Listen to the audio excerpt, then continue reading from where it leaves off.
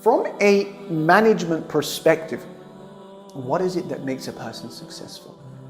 This is undoubtedly one of the most highly discussed questions in life, and everyone has a theory to put forward. And perhaps a summary of much of what has been discussed by Muslims and non-Muslims alike can be listed under three main headings. The first thing they say that brings about success is clarity of vision. So successful people, they start with the end in mind. They know exactly what they want to achieve. The second of those things is something called dedication. As Muslims, we may reword that to sabr, patience. A third thing they mention is the element of networking. As Muslims, we may reword that to what? Unity. Amazingly, our religion has given paramount importance to every one of those three qualities. Let me show you. The first of them, we said clarity of vision. What did the Prophet ﷺ mean when he said, إِنَّمَا الْأَعْمَالُ بِالنِّيَّاتِ? Actions are by intentions. Some scholars have said that this narration is half of the religion. Your intention sets your goal. Our goal is Allah. Our vision is very clear. That is number one, clarity of vision. This is our niyyah. Allah is our niyyah. Number two, we said the greatest component for success is dedication. We said patience, sabr.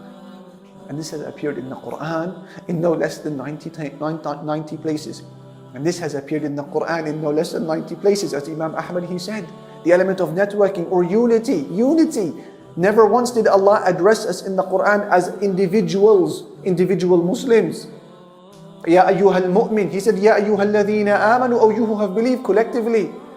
Now what is even more amazing is that all three of these qualities are clearly manifest and present in Hajj.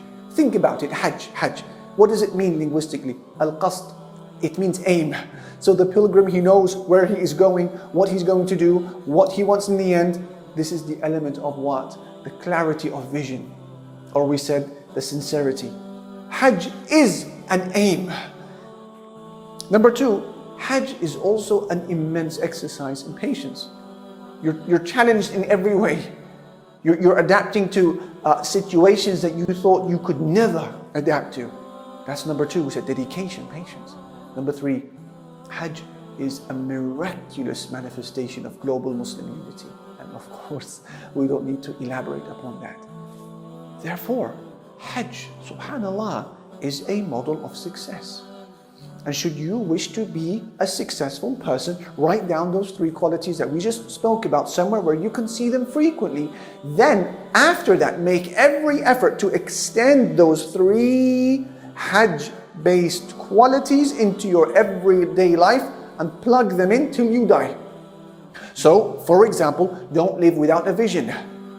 Then after that, be committed to that vision till the day you die, looking to achieve it. And number three, don't operate by yourself. Network. The more you network, the more successful you will be. Hajj, dear brothers and sisters, teaches you and I to be the conscience of the country of residence of ours by being a model of success. Hajj is an inspiring and empowering experience, because there in Hajj, you realize that Muslims are not an insignificant minority.